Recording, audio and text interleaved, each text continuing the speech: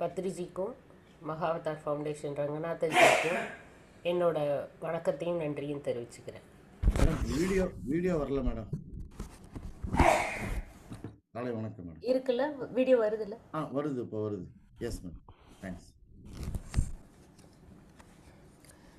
நாம் இதுக்கு முன்னாடி அந்த பீட்டர் ரிச்லியோ ஆன்மாவின் பயணம் இது பற்றி கொஞ்சம் பார்த்தோம். ஆனால் அதில் இப்போது அதில் ஒரு சின்னதாக ஒரு முன்னுரை மாதிரி சொல்லிடுறேன். இந்த புத்தகத்தின் ஆசிரியர் பீட்டர் ரிச்லியோ. அவர் தன்னோட சகோதரன் இறந்த பிறகு ரொம்ப அதிகமான துக்கத்திலையும் ஒரு ஆழ்ந்த கேள்வியும் கேட்டுக்கிட்டே இருக்கும்போது அவருக்கு சூட்ச்ம ஆசான்களால் ஒரு ஞானம் கொடுக்கப்படுது. அது எப்படின்னா, அவரை சூட்ச்ம பயணம் கூட்டிகிட்டு போகிறாங்க. அவருக்கு இந்த ஆன்மீக ஞானம் இல்லைனாலும் அவரை ஒரு அவரோட அந்த ஆழ்ந்த தேடல் கேள்வி ஆழ் மனசுலேருந்து ஒரு மிக ஒரு ஸ்ட்ராங்கான ஒரு கேள்வி இருந்தனால அவருக்கு ஒரு ஆச்சாரியார் சூட்ச்ம பயணம் கூட்டிகிட்டு போயிட்டு இறப்புக்கு பின் வாழ்வு அப்படிங்கிறத ஃபுல்லாக காமிக்கிறாரு. அதை பற்றி நம்ம கொஞ்சம் பார்த்துருக்கோம். அவர் நிறைய ஒவ்வொரு லெவலுக்காக சூட்ச்ம உலகம் பயணம் போகும்போது இப்போ அதில் கடைசியில் அத்தியாயம் 9 வந்திருக்கேன் நான். ஏன்னா நடுவில் ஃபுல்லாக அந்த கதை மாதிரி தான் இருக்கும். பட் அதை விட இந்த அத்தியாயம் 9 கேள்வி பதில் கேட்குறாரு. அந்த ஆசிரியர் ஆச்சாரியாட்ட கேள்வி பதிலாக கேட்குறாரு. அதை நம்ம பார்த்தோன்னா நம்மளுக்கு நல்ல ஒரு தெளிவு கிடைக்கும் நம்மளுக்கும். ஏன்னா நம்ம கேட்குற மாதிரி நம்மளுக்கு இருக்க டவுட்டே சந்தேகத்தை அவர் கேட்குற மாதிரி இருக்குது. கேள்வி 1, அந்த கேள்வியை மட்டும் நான் படிக்கிறேன். அதுக்கு பதில் அவர் என்ன சொல்கிறாருங்கிறத நான் சொல்கிறேன். இதுவரை நீங்கள் கொடுத்த பாடங்களில் அநேக கிறிஸ்துவர்கள் நம்பும் புராதான கன்வென்ஷனல் வழக்கமான சொர்க்கம் பற்றி எதுவுமே குறிப்பிடவில்லையே.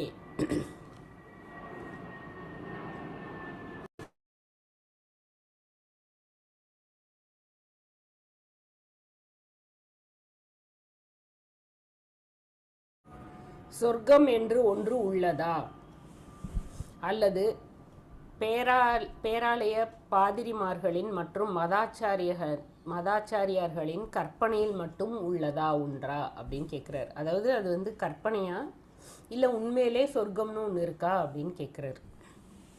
அப்போ அவர் அதுக்கு பதில் என்ன சொல்கிறாரு அப்படின்னா, நிஜத்தில் உண்மையிலே சொர்க்கம்னு தனியாக எதுவும் இல்லை.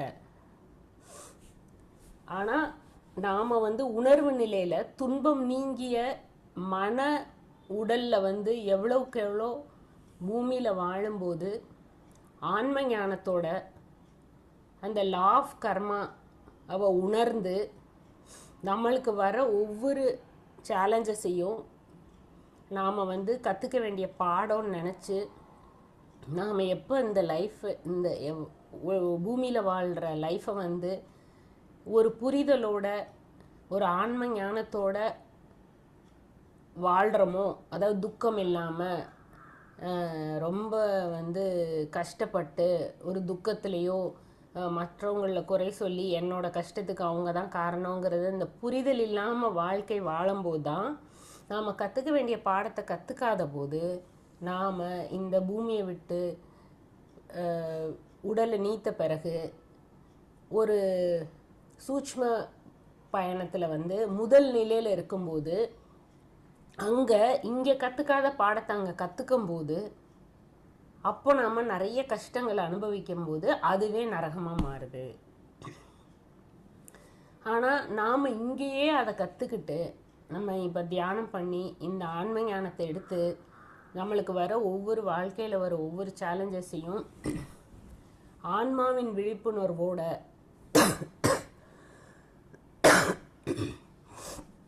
நாம் எப்போ அதை தாண்டி வரமோ அப்போ நம்மளுக்கு அங்கே உடல் நீத்த பிறகு நம்மளுக்கு அது ஒரு சொர்க்கமாகவே இருக்கும் அப்படின்னு சொல்கிறார். ஒரு நிமிஷம்.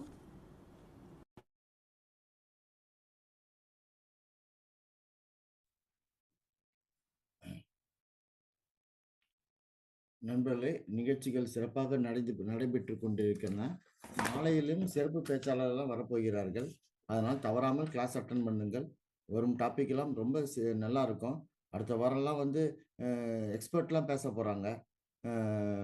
லதா சந்திரசேகர்னு ஒரு மேடம் பேச போறாங்க. மாஸ்டர் திருமதி லதா சந்திரசேகர் மேடம் ரொம்ப நல்லா இருக்கும். அதை தொடர்ந்து மாஸ்டர் திரு கேசவன் சார் சென்னையிலேருந்து பேச போறாங்க. இருவருமே ரொம்ப இன்ட்ரெஸ்டிங்கா இருக்கும். அதனால நிகழ்ச்சிகள் அட்டன் பண்ணுங்க.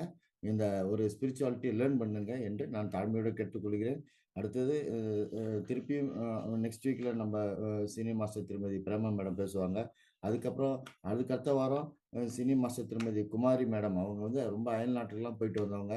ரொம்ப நல்லா இருக்கும். கடைசியா வந்து சீனியர் மாஸ்டர் திருமதி பிரசாந்தி மேடம் பேச உள்ளாங்க. அவங்களும் நல்லா பேசுவாங்க. எல்லாமே வந்து ஸ்பிரிச்சுவாலிட்டியில எக்ஸ்பர்ட்டு. மாலை வேலையில நல்லா இருக்குது நிகழ்ச்சிகள். காலை வேலையிலையும் அடுத்த வாரம் வந்து மாஸ்டர் திரு விவிஜி ராஜ் ஐயா அவர்கள் தொடர்ச்சியா பதஞ்சலி அஷ்டங்க மார்க்கம் என்ற தலைப்பில் பேச உள்ளார்கள். தொடர் நிகழ்வு, அதையும் பார்ட்டிசிபேட் பண்ணுங்க. அதுல வந்து ஒரு டாபிக் நல்லா நீங்க புரிஞ்சுக்கலாம். இப்பொழுது மேடம் தொடர்ந்து பேசுவாங்க. நன்றி madam. Thank you madam. Sorry sir. So சொர்க்கம்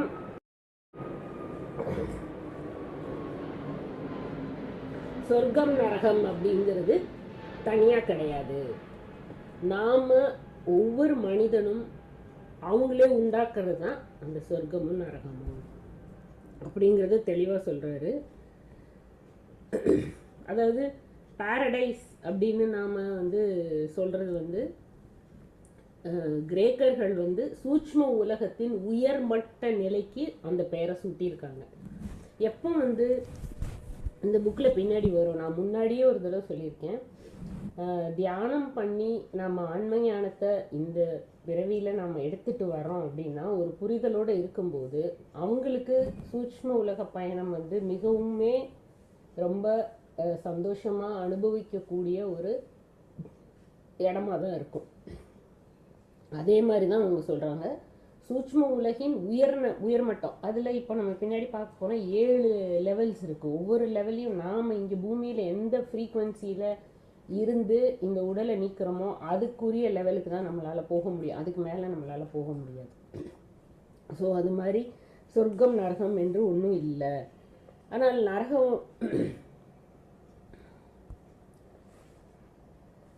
ஸோ அவங்கவுங்க தகுதிக்கு ஏற்ப அந்த புரிதலோட அந்த விழிப்புணர்வு கான்ஷியஸ்னஸை நாம் எவ்வளோ வந்து ஆன்மாவுக்கு திருப்புறமோ, உடல் ரீதியாக அந்த கான்ஷியஸ்னஸில் வாழாமல் விழிப்புணர்வில் வாழாமல் ஆன்ம விழிப்புணர்வில் எவ்வளோக்கு எவ்வளோ வாழ்கிறோமோ அவ்வளோக்கு எவ்வளோ நம்மளுக்கு வந்து அங்கே சூட்ச்ம உலகத்தில் வந்து சொர்க்கமாகவே இருக்கும் அப்படிங்கிறத சொல்கிறார்.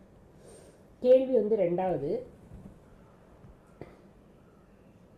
நீங்கள் உங்களின் 3வது உரையில் சூட்ச்ம உலகின் மிருகங்களின் வாழ்வும் அதே உலகில் மனிதர்கள் வாழ்வும் வித்தியாசமானது, அது பற்றி கூறுகிறேன் என்று சொல்லியிருந்தீர்களே, அது என்ன வித்தியாசம் அப்படின்னு கேட்குறாரு. அதாவது இப்போ ஒரு மிருகம் இறந்தாலும் அதுவும் சூட்ச்ம உலகத்துக்கு தான் போகும். ஆனால் அந்த மிருகங்கள் எல்லாம் 3வது தளத்துக்கு மேலே அவங்களால போக முடியாது. ஏன்னா அவங்களோட விழிப்புணர்வு கான்ஷியஸ்னஸ் எக்ஸ்பான்ஷன் அப்படின்னு சொல்கிறது வந்து அந்த அளவுக்கு தான் இருக்கும். அவங்க வந்து ஒரு எல்லைக்குட்பட்டு அவங்களுக்கு வந்து ஒரு எல்லை இருக்குது. அதான் ஃபஸ்ட்டாக சாப்பிட்ணும், அந்த மாதிரி ஒரு சில விதிகளுக்குள்ள உட்பட்டு வாழ்கிற விலங்குகள் அவங்கெல்லாம். ஆனால் வந்து மனுஷங்க அப்படி கிடையாது. நாம் வந்து நம்மளுக்கு கொடுக்கப்படுற அறிவை இன்டெலெக்சுவலை நாம் வாழ்க்கையில் அப்ளை பண்ணி அது மூலமாக நம்மளுக்கு வாழ்கிறதுக்கு நம்மளுக்கு ஒரு ஃப்ரீவில் இருக்குது. அந்த ஃப்ரீவில் இருக்கிறனால நம்மளை உயர்த்தி கொள்ளலாம். எந்த பிறவியிலும் நாமளை உயர்த்தி கொள்ளலாம். அந்த மாதிரி ஒரு வாய்ப்பு இருக்கிறனால அவங்க வந்து வேறு லெவலுக்கு போகலாம்.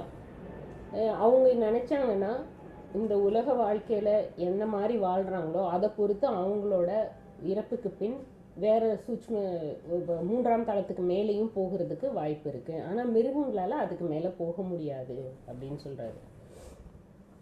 இப்போ வந்து ஆனால் வந்து நாய், பூனை, குதிரை இதெல்லாம் மனுஷன் இது பசு அவங்கெல்லாம் வந்து மனுஷன்கள் கூட ரொம்ப ஒரு பெட்டு அனிமல்ஸாக இருக்கிறனால அவங்க வந்து அந்த பயம் அப்படிங்கிறத நீத்து மனுஷங்க கொடுக்குற அன்பை உணர்ந்து அந்த அன்பை உணர்ந்து உணர்ந்து அவங்க அடுத்து மனித பிறவிக்கு போகக்கூடிய வாய்ப்பு இந்த 4-5 மிருகங்களுக்கு மட்டும் உண்டு. அதில் ஒரு சின்ன எக்ஸாம்பிள் என்ன சொல்கிறாரு அப்படின்னா, ஒரு நாய் வந்து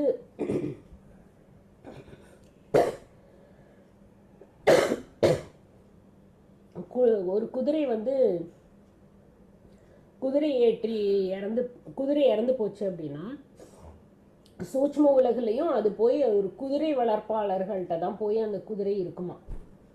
அந்த மாதிரி அவங்கவுங்க வந்து அந்தந்த இதில் போய் தான் இருப்பாங்க. அதே மாதிரி ஒரு மிருகம் இறந்துச்சுன்னா அவங்கெல்லாம் வந்து ஒரு குரூப் ஆன்மாக்கள், ஒரு குரூப்பாக அப்படி இருப்பாங்க. அப்படின்னா ஒவ்வொரு ஆன்மாவும் இறந்த பிறகு அந்த ஆன்மா போய் அந்த குரூப்போட சேர்ந்த பிறகு அந்த குரூப்போட மொத்த வளர்ச்சியை பொறுத்து, அதாவது கான்ஷியஸ்னஸ், எனர்ஜி, விஸ்டமை பொறுத்து அடுத்த லெவலுக்கு அந்த குரூப்ல இருந்து கொஞ்சம் கொஞ்சமாக பிரிஞ்சு வேற வேற லெவலுக்கு அவங்க வந்து வருவாங்க, மனிதர்களாக வருவாங்க அப்படின்னு சொல்றாரு.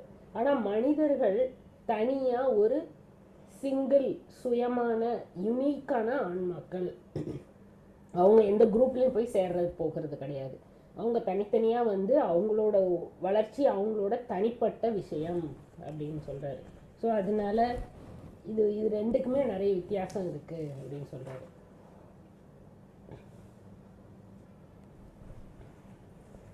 கேள்வி 3.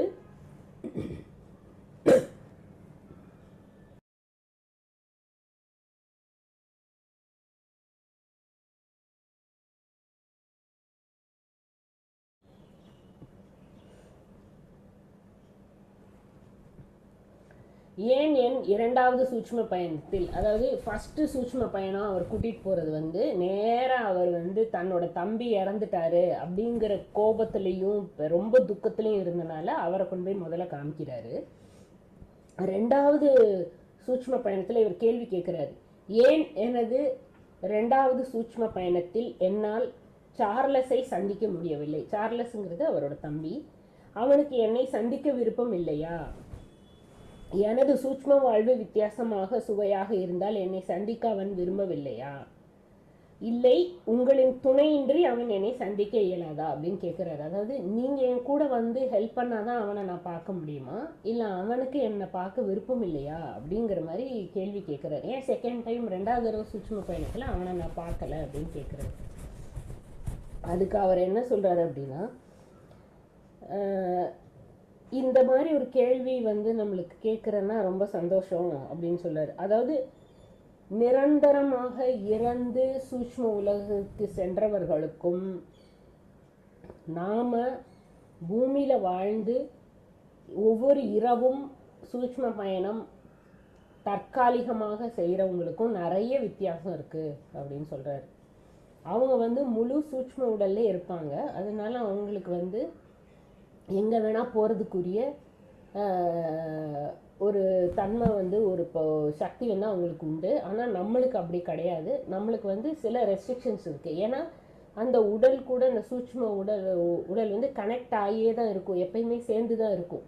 அது கம்ப்ளீட்டாக விடுபடாது. அதனால நம்மளால் அவ்வளோ ஈஸியாக அவங்க இருக்க தளத்துக்கு போக முடியாது.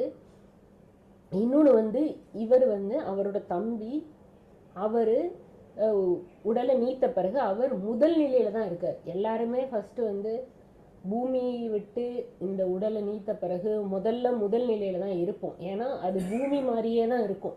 நம்மளுக்கு திடீர்னு மேலே போனால் அந்த ஹையர் வேர்ல்ட்ஸ்க்கு போகும்போது அங்கே வந்து ஃபுல்லாக உணர்வு நிலையில தான் இருக்கும். எதுவுமே பேச முடியாது, எதுவுமே. ஆனால் எல்லாம் உணர்வு நிலையில தான் நம்ம எல்லாத்தையுமே அங்கே பண்ணணும்.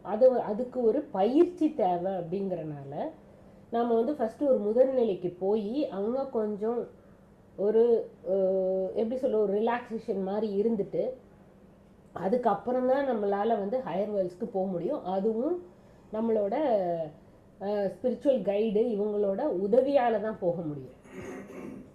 ஃபஸ்ட்டு அவங்களோட உதவி இருக்கணும் நம்மளுக்கு. அது மாதிரி இப்போ வந்து அவரோட தம்பி வந்து முதல் நிலையில இருக்காரு. நாம வந்து ரெண்டாவது சூட்சும பயணத்துல வந்து அடுத்த நிலைக்கு 3ஆம் நிலைக்கு 4ஆம் நிலைக்கு போயிட்டோம், அதனால அவரை நீ சந்திக்க முடியாது. இன்னொன்று ரொம்ப முக்கியமான விஷயம் என்ன சொல்றாரு அப்படின்னா, பூமியில வாழ்றவங்க தான் வந்து நம்மளை விட்டு நீந்து இறந்து போனவங்களை பத்தி நினைச்சுக்கிட்டே இருக்கோம். ஆனா உடலை விட்டு அவங்க சூட்சும உலகம் போயிட்டாங்கன்னா அவங்களோட முன்னேற்றத்தையும் அவங்க கத்துக்க வேண்டிய பாடத்துல தான் அவங்க கவனம் செலுத்துவாங்களே ஒழிய நம்மளை பத்தி அவங்க நினைக்கவே மாட்டாங்க. அது ரொம்ப ரொம்ப முக்கியம். நீ தான் அவர் சொல்றாரு, நீ தான் நினைச்சுக்கிட்டே இருக்காவன, ஆனா அவனுக்கு அங்க வேற வேலை இருக்கு. அவனுக்கு வந்து அங்க அந்த இதுல சூட்சும உலகத்துல போய் என்ன கத்துக்கணுமோ கத்துக்கிட்டு அங்க கொஞ்ச நாள் இருந்து அங்க சேவை செய்வாங்களாம். என்ன சேவைனா, இப்போ தற்செயலா இப்போ இன்ஸ்டண்டா இறந்து போய் சூட்சும உலகத்துக்கு வர்ற ஒவ்வொரு ஆன்மாக்களுக்கும் அவங்க கைட் பண்ணி சூட்சும உலகத்துல எப்படி இருக்கணும், என்னெல்லாம் இருக்கு அப்படின்னு சுத்தி காமிச்சிட்டு இருப்பாங்க. அவங்களுக்கு இவங்க சேவை செய்து கொண்டிருப்பாங்க. அதனால அவங்க கவனம் ஃபுல்லா அங்கதான் இருக்கும். நீ வந்து அவங்களுக்கு வந்து நம்மளை பத்தின நினைப்பு இருக்காது.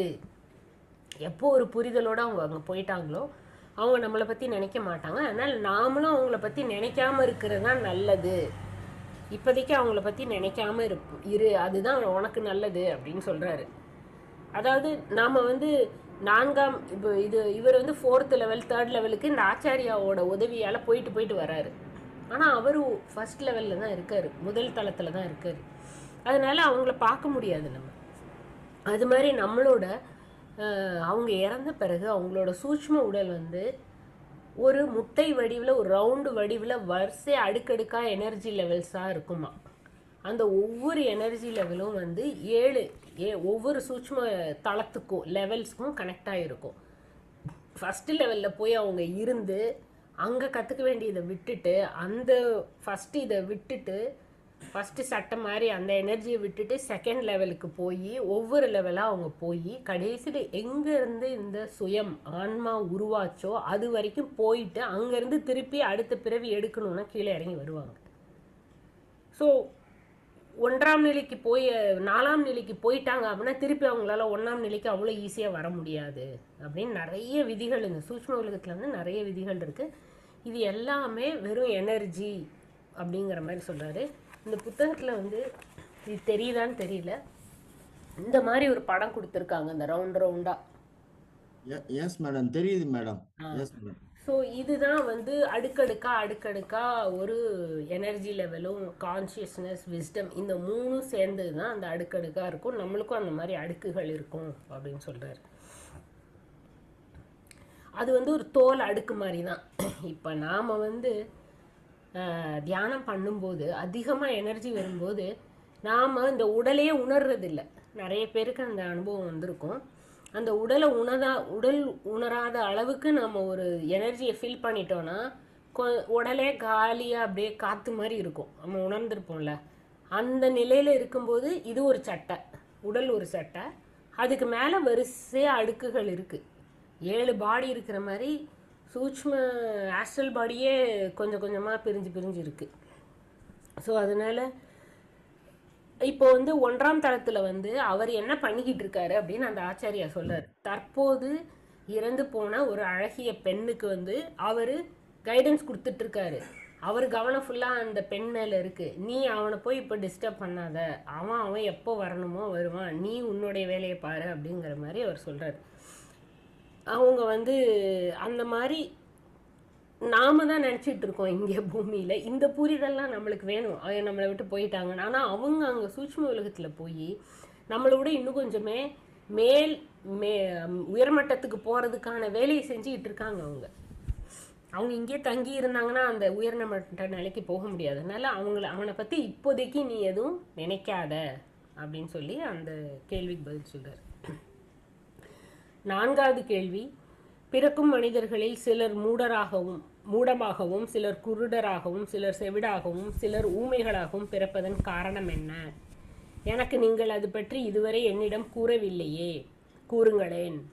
இவ்வாறு பிறப்பதற்கு ஏதேனும் தனிப்பட்ட காரணம் உண்டா? அப்படின்னு கேட்குறாரு. உடனே அவர் என்ன சொல்றாரு, ஆமாம் நிச்சயமாக காரணம் இருக்குது. இதை வந்து நான் நேரடியாக உனக்கு சொல்லலைனாலும் மறைமுகமாக சொல்லியிருக்கேன். எப்படின்னா law of karma, cause and effect, மொத்தமே அதுதான். எப்போ வந்து முந்தைய ஜென்மங்களில் அவங்க செஞ்ச வினை பயன்களே அவங்களுக்கு வந்து இந்த மாதிரி அவங்க பிறந்து அதை அவங்க கழிக்கிறதுக்காக தான் பிறப்பு எடுத்துகிட்டு வருவாங்க. இப்போது ஒரு குழந்தை, ஒரு மனிதன் வந்து ஊமையாக இந்த பிறவியில் பிறக்கிறான் அப்படின்னா அவங்க என்ன பண்ணியிருப்பாங்க அப்படின்னா, ஒரு விலங்குக்கு இழைத்த கொடுமை, இல்லைன்னா சென்ற பிறவியில் வந்து அவங்க ஒரு குடி வெறியில், இல்லை ரொம்ப பெரிய கோபத்தில், இல்லை ரொம்ப பேராசை, ஆசையின் ஒரு எல்லையற்ற ஆசையில் யாரையாவது அடித்து அவங்களுக்கு காதும் கேட்காம போய் வாய் பேசாமல் போயிருந்தா இந்த பிறவியில் அவங்க இங்கே வந்து காது கேட்காம ஊமையாக அந்த பிறவியை அவங்க அனுபவிக்க வேண்டியது இருக்கும் அப்படின்னு ஒரு எக்ஸாம்பிள் மாதிரி சொல்கிறார். ஸோ எதுவுமே ஊனத்தோடு பிறக்கிறாங்க அப்படின்னா அவங்க முந்தைய பிறவியின் வினை பயனே. அதில் யாருமே எதையுமே வந்து மாற்றவே முடியாது அப்படின்னு சொல்கிறாரு. அது மாதிரி இன்னொன்று சொல்கிறாரு,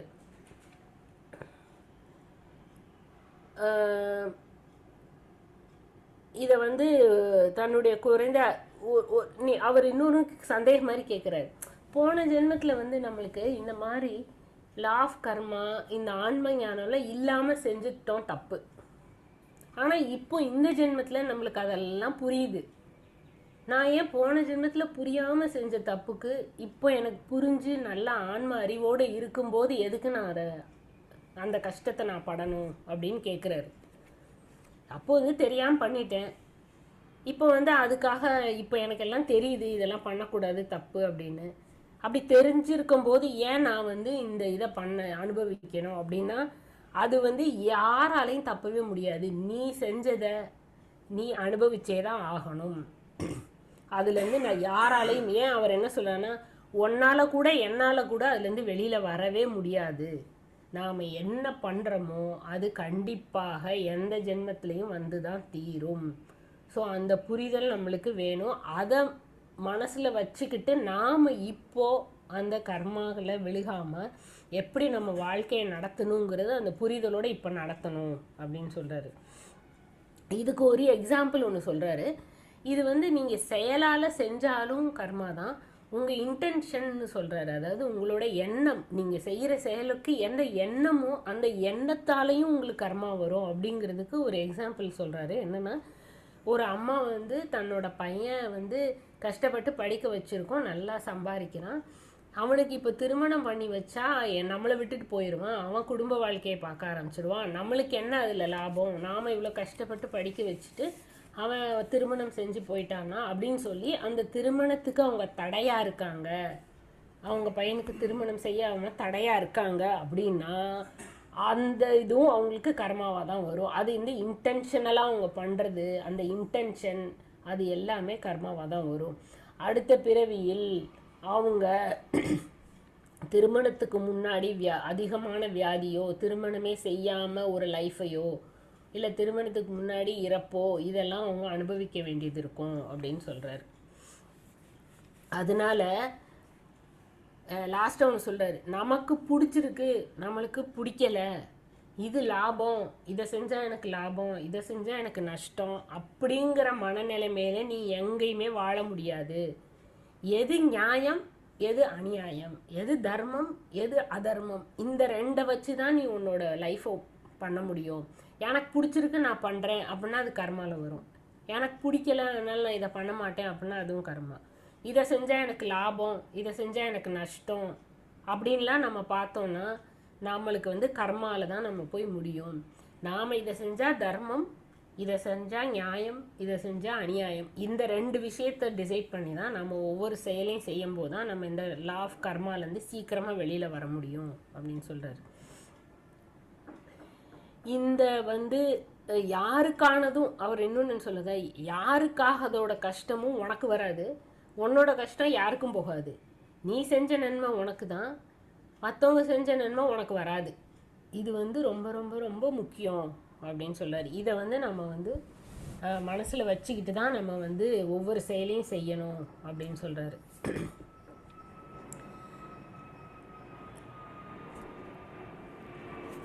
அதாவது லாஸ்ட்டில் ஒரே ஒரு பேரா போட்டு படிக்கிறேன். இந்த விதியின் விதி, அதாவது லா ஆஃப் கர்மா புரியாதவர்கள் ஏதோ படைத்தவன் ஈவு இரக்கம் இல்லாமல் நல்ல மனிதனுக்கு தண்டனை கொடுத்து விட்டான் என்று பேசுவர். அது முற்றிலும் தவறு. நீ படுகிற ஒவ்வொரு கஷ்டத்திற்கும் துயரத்துக்கும் விதையாக இருந்தது உன்னுடைய செயலே என்பதை நன்கு விளங்கி கொள்ள வேண்டும். இதை நல்லா புரிஞ்சுக்கிட்டோன்னா நாம் வந்து ஒவ்வொரு செயல் செய்யும் போதும் அந்த ஆன்ம ஞானத்தில் நியாய அநியாயம் தர்மம் அதர்மம் வச்சு நம்ம ஒவ்வொரு இதையும் செய்யணும். கேள்வி 5. ஏன்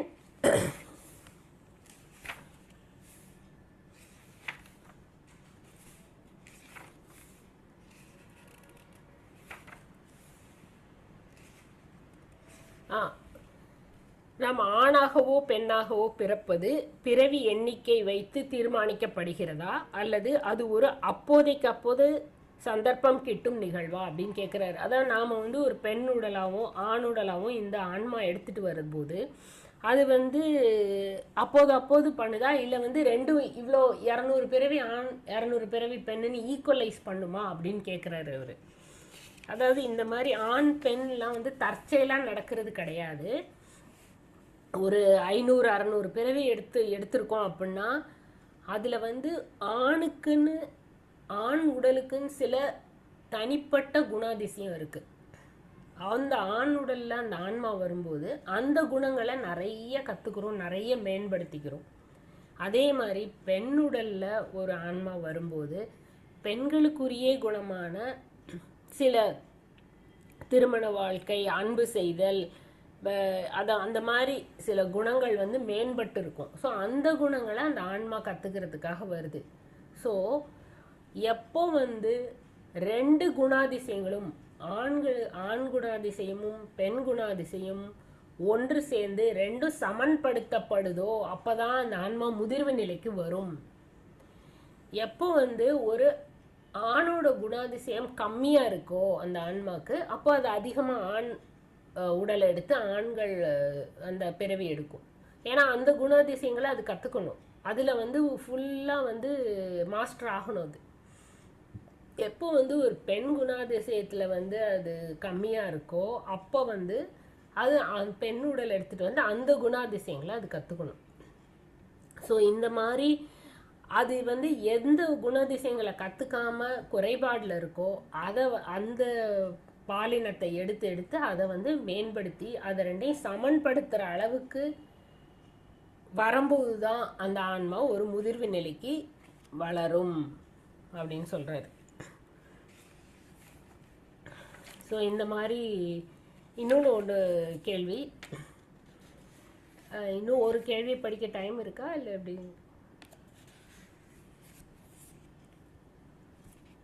இன்னும் ஒரு கேள்வி படிக்கலாமா?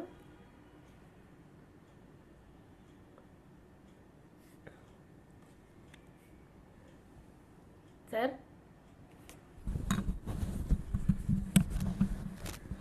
சரி, இன்னும் ஒரே ஒரு கேள்வி மட்டும் படிக்கிறேன். தற்கொலை பற்றி நீங்கள் எதுவும் கூறவில்லையே, அது அவ்வளவு பெரிய குற்றமா அப்படின்னு கேட்குறாரு.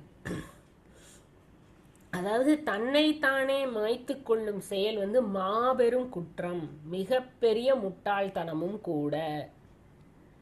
அது என்னன்னா விளைவை வந்து நம்ம தள்ளி போட்டுக்கிட்டே தான் போகிறோம் ஒழிய நாம் அந்த பிரச்சனைகளை இருந்து சமாளித்து அதுலேருந்து மீண்டு வர்றதுக்கு அப்படி தான் வரணும், அதை எதிர்கொண்டு தான் வரணும். அதை விட்டுட்டு நாம் வந்து அதை வந்து தள்ளி போடுறதுல ஒரு அர்த்தமும் கிடையாது. அப்படி தள்ளி போட என்ன ஆகும்னா அது அடுத்த ஜென்மத்தில் ரொம்ப பெரிய ரொம்ப ஸ்ட்ராங்காக இன்னும் அதிகமாக தான் நம்மளுக்கு வரும் அப்படின்னு சொல்கிறாரு. அதாவது அதில் இன்னொரு விஷயம் என்ன சொல்கிறாரு அப்படின்னா, தற்கொலைக்கு பின் அந்த மனுஷன் வந்து அந்த உடலை நீத்த அந்த ஆன்மா வந்து தன் உடலும் கிடைக்காம சூட்ச்ம உலகத்துக்கும் போகாம ரொம்ப நடுவுல இருந்து ரொம்ப கஷ்டப்படும். அவங்களுக்கு அந்த நம்ம இறந்த பிறகு நம்மளுக்கு ஸ்பிரிட் கைட்ஸு அவங்கெல்லாம் வந்து உதவி செய்ய கண்டிப்பாக வரவே மாட்டாங்களாம். அவங்களுக்கு வந்து ரொம்ப கஷ்டம் இதுவாயிருமா. அதாவது என்ன இப்படி ஒரு கஷ்டத்தை நீ தான் வந்து அங்கே நான் இதெல்லாம் சேலஞ்சஸ் எல்லாம் கற்றுட்டு வரேன்னு எடுத்துகிட்டு வந்துட்டு கடைசியில் அதில் வந்து திரும்பி ஓடி வந்தால் அந்த மாதிரி ஒரு முட்டாள்தனம் செஞ்சவங்களை வந்து கண்டிப்பாக சூட்ச்ம உலக ஆசான்கள் வந்து உதவியே செய்ய மாட்டாங்களாம். அப்படி ரொம்ப பல வருஷமாக அவங்க கஷ்டப்பட்டு தவிச்சு அவங்க அந்த உணர்தல் நிலைக்கு வரும்போது அப்புறம்தான் கொஞ்சம் வந்து அவங்க உதவி செஞ்சு சூட்ச்ம உலகத்துக்கே கூட்டிகிட்டு போவாங்க. இது ரெண்டுக்கும் நடுவில் அந்த திரிசங்கிலே இருந்து ரொம்ப கஷ்டப்படுவாங்க. அதுக்கு அவங்க என்ன நினைப்பாங்கன்னா, பூமியிலேருந்து இந்த கஷ்டத்தையே அனுபவிச்சிருக்கலாம், இதுக்கு ஏன்டா தற்கொலை செஞ்சோம் அப்படிங்கிற ஒரு நிலைமைக்கு அவங்க மனசு போயிடும். ஏன்னா இங்கே பூமிக்கும் வந்து உடல்லையும் போக முடியாது, சூட்ச்ம உலகத்துக்கும் போக முடியாது. ஸோ இந்த மாதிரி மட்டும் தயவு செஞ்சு செய்யாதீங்க.